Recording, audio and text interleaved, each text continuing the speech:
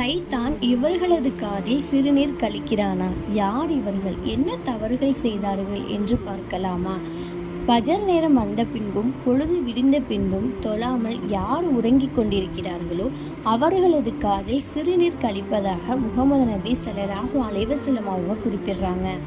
முகமது நபி ஸல்லல்லாஹு அலைஹி வஸல்லம் அவர்களிடம் ஒரு மனிதர் பொழுது விடிந்தும் தொழுகை நேரம் வந்த பின்பும் எழாமல் உறங்கிக் கொண்டிருப்பதை பற்றி சொல்கிறாங்க. அதை கேட்ட முகமது நபி அவர்கள் வேறொன்றும் இல்லை, அவனது காதில் சைத்தான் சிறுநீர் கழித்து விட்டான் என்று குறிப்பிடுகிறார்கள்.